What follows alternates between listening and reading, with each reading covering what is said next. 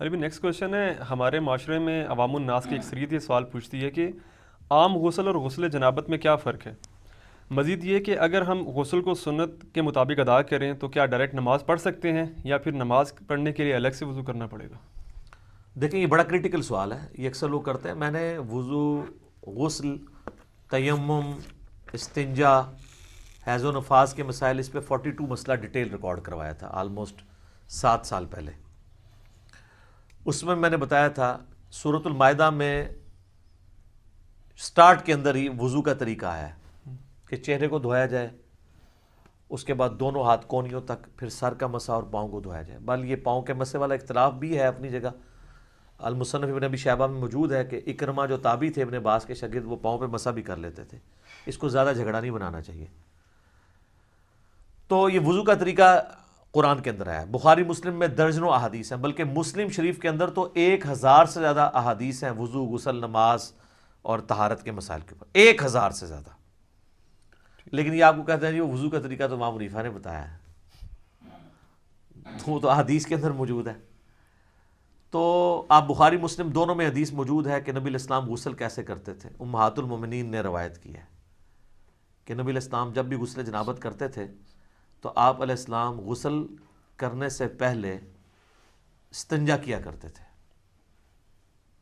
اس کے بعد آپ علیہ السلام زمین پہ ہاتھ مار کے مٹی لیتے تھے. اس زمانے میں ظاہر صابن تو نہیں ہوتا تھا، اور مٹی اس جگہ پہ ملتے تھے جہاں پہ مری وغیرہ لگی ہوتی تھی تاکہ اس کو صاف کر دیں. ظاہر وہ سمپل پانی سے تو صاف نہیں ہوگی. اس کے بعد آپ علیہ السلام، بخاری مسلم کے الفاظ ہیں کہ نماز کا سا وضو کرتے تھے، کلی کرتے تھے، غرغرے کے ساتھ سنت ہے، ناک میں پانی ادھر تک چڑھاتے تھے. اور وہ ابو داؤد میں الفاظ موجود ہیں کہ اگر روزہ نہ ہو تو پھر تو آپ اوپر تک چڑھائیں، روزہ ہو تو آپ بس نارمل ہی جتنے ہے پانی ہے. اس کے بعد چہرہ دھوتے تھے، نماز کا سا وضو کرتے تھے، پاؤں چھوڑ دیتے تھے. اس کے اندر ایک حکمت تھی، کیونکہ کیچڑ تھا، نیچے پانی جمع ہوتا تھا، اور اس زمانے میں لوگ شلوار نیچے سے نہیں پہنتے تھے، تہمت ہوتی تھی، نیچے سے پہنے تو کیچڑ پاؤں پہ لگ جائے. تہمت میں جو کر رہا ہے تو وہ تو اوپر سے پہن لے گا اور پاؤں اس کے کیچڑ والے ہوں گے. اور بخاری مسلم میں الفاظ ہیں نبی علیہ السلام باہر آ کے پاؤں دھوتے تھے. آج کل ایسا نہیں ہے. آج تو ہم اس ازمائے سے گزر نہیں رہے. ہم تو ٹائلز والے باتھ روم میں ہوتے ہیں، ساتھ ساتھ پانی بہتا رہتا ہے، وہ پاک ہوتا جاتا ہے، نکل جاتا ہے. ورنہ تو ہماری مصیبت ہو جائے، ہم پہلے تولیہ باندھ کے باہر نکلیں اور پاؤں دھوئیں اور اس میں وہ چھینٹیں بھی نہ پڑیں پھر شلوار پہنے. اب تو یہ ضرورت ہی نہیں اندر ہی، تو آپ پورا وضو بھی کر سکتے ہیں. اچھا، چونکہ نبی علیہ السلام وضو کرتے تھے اور اس سے پہلے استنجے والی جگہ سب کچھ دھو چکے ہوتے تھے، اور اس کے بعد آتا ہے پھر آپ علیہ السلام 3 دفعہ جو وہ سر پہ پانی بہاتے تھے، دائیں طرف بائیں طرف.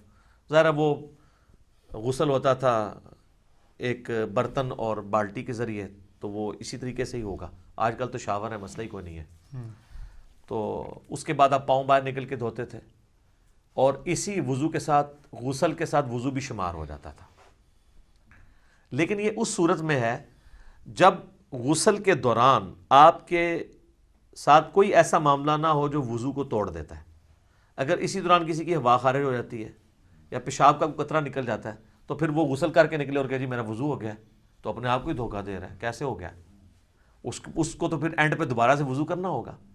یا اسی دوران اگر شرمگاہ کو ہاتھ لگ جاتا ہے، اگرچہ اختلافی مسئلہ ہے لیکن کبھی دلائل اسی طرف ہے کہ نیکڈ اگر شرمگاہ کو ہاتھ لگ جائے، یعنی ڈائریکٹ پردے میں حائل ہو کے لگے وہ تو کوئی مسئلہ نہیں، ڈائریکٹ لگ جائے تو اس کا وضو ٹوٹ جاتا ہے. تو اس میں بہتر یہی ہے کہ احتیاط اسی میں ہے کہ آپ اینڈ پہ دوبارہ وضو کر کے ہی باہر نکلیں، کیونکہ بعض اوقات ہاتھ لگ ہی جاتا ہے اور اتنا دھیان بھی نہیں رہتا اس طرح کے معاملات میں. لیکن اگر یہ سارا معاملہ ہے تو کوئی مسئلہ نہیں ہے، پھر تو آپ کا وضو اور غسل اکٹھے ہی ہوگا، آپ کو دوبارہ وضو کرنے کی ضرورت نہیں ہے. مثلا آپ کو تالاب میں کوئی پھینک دے، دھکا بھی دے دے اور غوطہ بھی آ جائے تو ساتھ ہی سارا غسل اترے. سب سے آسان جو غسل ہے نا تالاب میں، 1 منٹ بھی نہیں چاہیے تالاب کا غسل کرنے کے لیے، آپ کو سیکنڈز میں غسل ہوتا ہے، کوئی پورا جسم دھل جاتا ہے. ٹھیک ہے. اچھا، اگلے زمانوں میں لوگ کپڑوں سمیت غسل کیا کرتے تھے، یعنی ایک لنگوٹا باندھ کے، پورا نہیں، جب کبھی اوپن جگہ پہ نہانا ہوتا تھا. آج کل بھی ایسے ہی ہوتا ہے. تو لیکن آج کل چونکہ باتھ روم ہے تو ہمیں ضرورت نہیں ہے. باقی دریا ایریا میں ابھی بھی آپ دیکھیں جوڑوں کے جو گیسٹ ہیں وہ لنگوٹا باندھ کے کر رہے ہوتے ہیں، وہ تو نیچے وہ باندھنا پڑتا ہے، ادروائز تو پھر ظاہر ہے وہ شرم و حیا والا ایشو ہو جاتا ہے. تو پھر اگر ایسی صورتحال ہوگی تو اگر کوئی وضو کے توڑنے والی چیز نہیں ہوئی تو آپ غسل کے بعد آپ کا وضو شمار ہو جائے گا، غسل جنابت ہو جائے گا۔ کئی شادی شدہ لوگ ہیں ان کو بالکل غسل کا طریقہ نہیں پتہ، ٹھیک ہے، اور ان کو بالکل پتہ ہی نہیں۔ باقی رہا عام غسل بھی سنت کے مطابق ہی کرنا چاہیے۔ عام غسل ویسے کون سا ہوتا ہے؟ وہ تاری لانا ہے جڑا گرمی دور کرنے واسطے، وہ غسل تو نہیں ہوتا، وہ تو خالی تاری لگانا ہے۔ ہر غسل سنت کے مطابق ہی آپ نے کرنا ہوگا۔ اگر عام غسل سے مراد آپ نے صحیح بخاری مسلم میں حدیث ہے کہ جمعے کا غسل کیا جائے، اور مسلم میں الفاظ ہے کہ ہفتے میں ایک دن غسل کیا جائے، تو وہ سنت کے مطابق ہی کرنا ہوگا۔ یا عید کے اوپر غسل کرنا سنت ہے تو سنت کے مطابق ہی کرنا ہوگا، ٹھیک ہے۔ اسی طریقے سے میت کو غسل دینے کے بعد جب جسم پہ چھینٹے پڑ جاتے ہیں اور پھر آپ نے غسل کرنا ہے تو سنت کے مطابق کریں، یا اتنا حصہ بھی دھو لیں تو وہ بھی کافی ہے، وہ غسل والا حکم منسوخ ہو چکا ہے، اتنا حصہ بھی دھو لیا جائے کافی ہے۔ تو غسل جب بھی کریں سنت کے مطابق ہی کریں تاکہ آپ کی عادت نہ ٹوٹے۔ بل عام غسل آپ جس بھی طریقے سے کر لیں گے ظاہر ہے اس میں تو پھر کوئی ایسا ایشو نہیں ہے، آپ جب کر کے ازائے وضو پہ جب پانی بہہ جائے گا تو خود بخود آپ کا وضو ہو جائے گا، بشرطے کہ اس دوران کوئی وضو توڑنے والی چیزیں نہ ہوں۔ اسلامی بہنوں کے لیے میں عرض کر دوں کہ ان کے غسل میں فرق ہے۔ صحیح مسلم کے اندر موجود ہے کہ اما عائشہ کہتی ہیں کہ نبی علیہ السلام جو حالت حیض میں غسل ہے نا، اس میں ہمیں حکم دیتے تھے کہ ہم بالوں کا جوڑا بھی کھول کے پورا کھول کے نا، جو بنائی ہوتی تھی آپ نے چٹیا، اس کو کھول کے غسل کریں۔ لیکن جو عام غسل ہے غسل جنابت، اس میں آپ کہتے تھے بس اوپر اوپر سے پانی بہا لو تو کافی ہے، کیونکہ عورت کے لیے تو تردد ہے، اس کی تو کئی بالٹیاں سر پہ ہی لگ جائیں گی۔ اس زمانے میں تو پانی بھر کے لانا بھی ایشو ہوتا تھا، آج کل والا صاحب تو نہیں ہے، اٹیچ باتھ ہے اور اوپر جو ہے وہ آپ کا شاور چل رہا ہے۔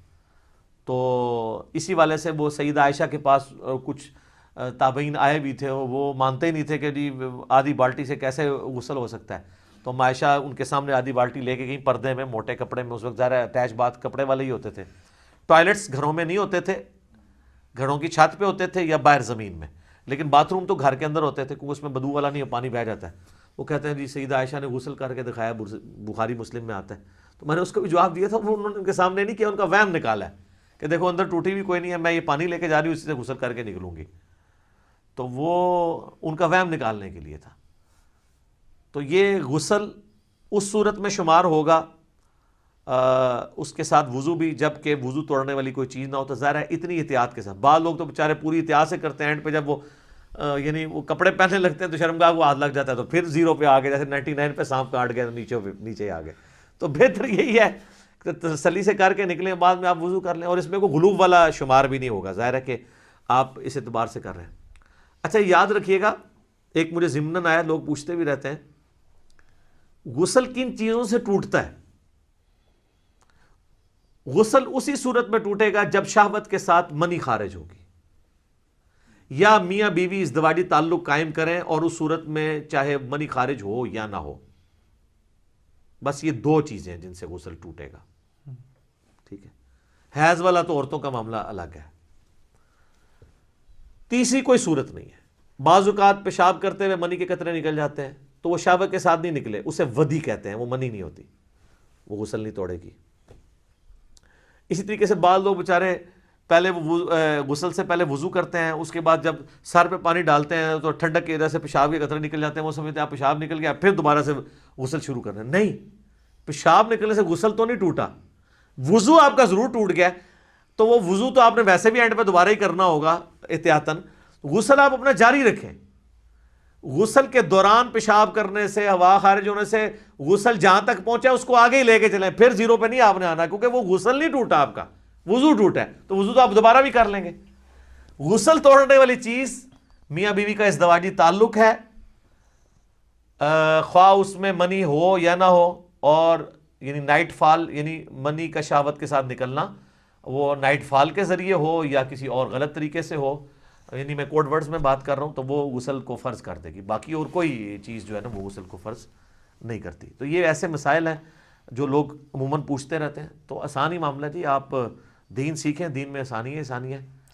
تو اگر آپ بعد میں وضو کر لیں غسل کے بعد، اسی میں احتیاط ہے، بجائے اتنا اس طرح کر کے کان پکڑنے میں، آسانی اسی کے اندر ہے آپ کی۔